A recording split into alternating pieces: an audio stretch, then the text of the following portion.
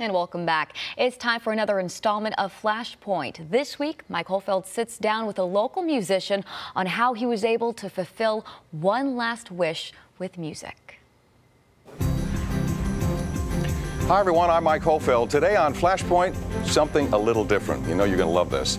We usually reserve this spot for political conversations and community issues, but today we're talking about a bucket list of sorts. It's a story of a father, a son, and their love of music. Okay, from the top, right? 1, 2, 3. Studio 101 is amazingly special. That was a really good feel.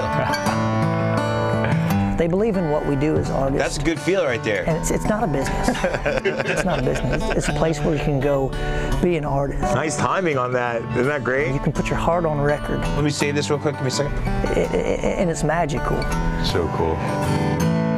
You know, you got a $2,000 mic and a $3,000 guitar.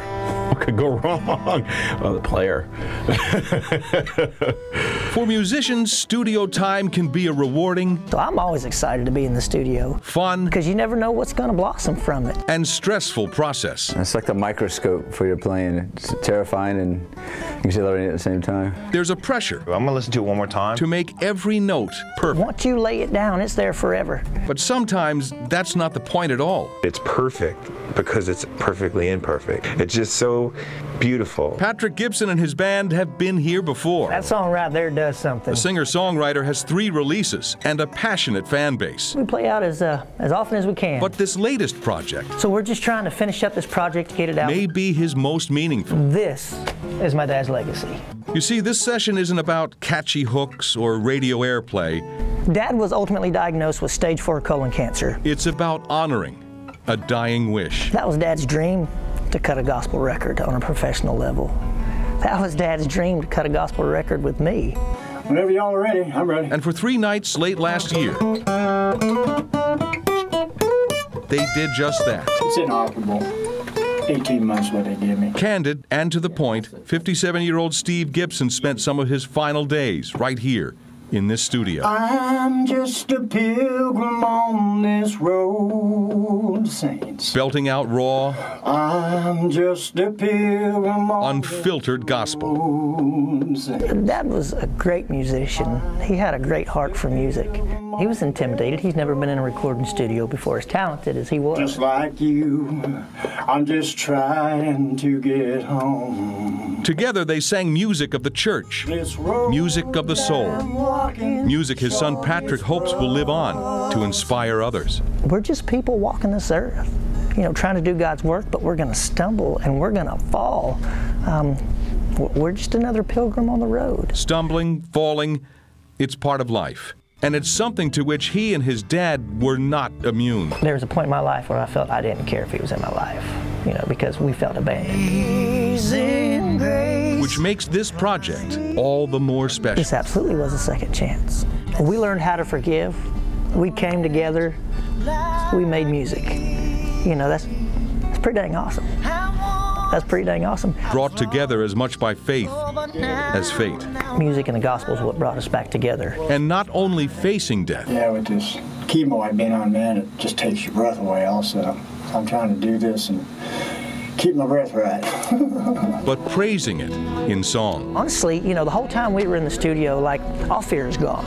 And I will spend eternity with We utilized every millisecond that we had to enjoy and soak in the moment. But I'm happy with it.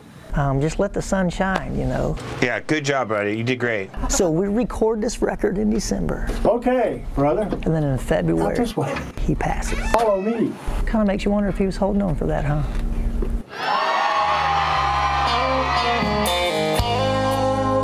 From studio to stage, perfection is measured in crowd response. I feel a sense that Dad has his hand on me. The room will tell you if you're doing it right. People always tell me, your music's gonna live on forever. That's something you could leave behind for your kids. It's legacy, but it's more than that. It's pure testimony.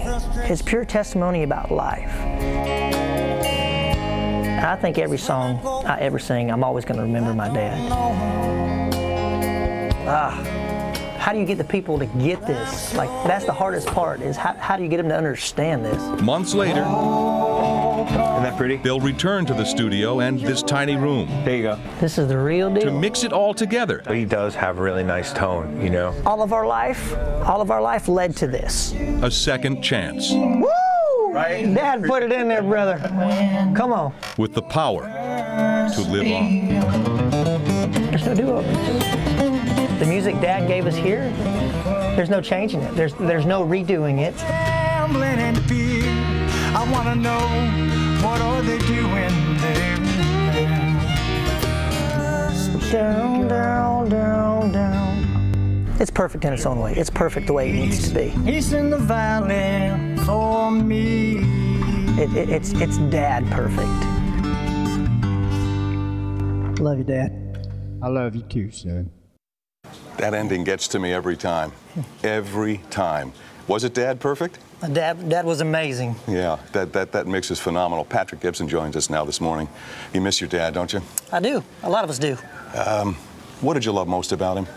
Just the way he was and how he was, and the lessons that were taught through the ways he taught lessons he didn't even know he was teaching. He was just a straight up guy. He was a music man.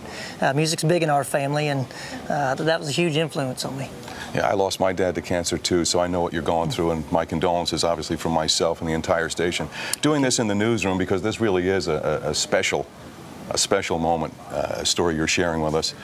You heard it, you saw the story. I did. Were you pleased with the rough cut and then the final version? Absolutely. I think anytime you can try to sum up a relationship of a father and son, or even try to get a message across in such a short period of time, when you see something come together and you're just like, oh man, like that nailed it. When it takes you back to that moment and just everything comes rushing back to you, it's pretty magical. You feel it worked. Absolutely. You've got an album coming out soon, because I'm going to be first in line for this. When is it coming out? November 19th, we're going to do the release date. It's really just a living testimony of my dad, as you saw in the video there, just explaining his walk with Christ, but his walk with Christ and family through death. It was pretty amazing, and there's just a message there that we want people to understand. Why didn't you guys do an album together sooner? Was it just conflict in schedules? Yeah, Dad lived in another state. I lived in another state. Okay. You know, our relationship was rocky just up until just before he got diagnosed. I had a feeling, so there was a little friction along the way. There was. But God put you together? He did. We had a family reunion for my grandmother at one point, and when he went back home after the reunion, he called me up. He said, son, I'm going to move home. I want to be a grandpa to the kids, and I want to be a son. And then just 2 weeks later, then we got the news that Dad was diagnosed with stage 4 colon cancer. And so ultimately, we as Christians, we try to put forgiveness first, and that's what we did. And he made me a man through that. He was obviously very special, and it hits home in that video. Favorite song? Is that a fair question? I know they're all great, but... One of the favorite songs on the record? Yeah. I would say there's an Amazing Grace tune. It's a beautiful story of a father and a son, how the son finds grace through Christ. Something moms and dads always pray for. Yeah. And then Dad comes in the middle of a song with the song "There Will Be Peace in the Valley." Like Dad's telling us, like it's okay. There will be peace for me someday. And then we join together at the end in perfect harmony, just to sing about life. And so what a story that song has. Yeah, it's powerful. The lyrics. Tell me how that worked. Music, words first, music. Yeah, as far as the songs on this record, a lot of them are hymns and just pieces that we arranged to truly match our situation.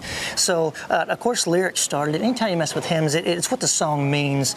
And then the music behind it, we tried to be ourselves, and we tried to keep it real. And I think somebody once said, like, we're just going to let Dad be Dad. There's no cookie-cutter Nashville scene happening here. We're just going to keep it real, and I think that's what we did. We were talking about this before we rolled the camera, your dad's heroes. Yeah, Dad liked a lot lot of the old greats, you know. I'm not going to lie, he even liked Billy Ray Cyrus a little bit.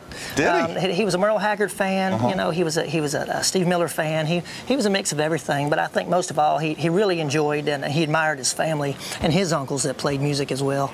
Okay, I've really enjoyed talking to you. I want to, before we wrap up, the proceeds for the album and how they can get more information. Could you share that with us? Yeah, that's really important. This is not a self-gain album. This is testimony. And my dad, the biggest thing for my dad, you know, he had the cancer, and he made it obvious to people. It's okay that he had it, but he couldn't fathom a child having it. So a portion of these funds are going to go a few ways. One, we're going to donate a portion of it to Cure Search, which is Childhood Cancer Research Foundation. Okay. And then Dad has a ministry up in Missouri where he lived. It's a little food bank there, and some of his church ministries we're going to be donating to, and of course some other local ministries. Fantastic. Just doing our part, you know. Well, let's plug that website. Yes, pgcountry.com. pgcountry.com. You got it. An honor meeting you. That was a great story. Thanks for sharing it with us. We'd like to thank Patrick Gibson for being our guest on Flashpoint this morning. We'll be back with more news and weather in just a few minutes.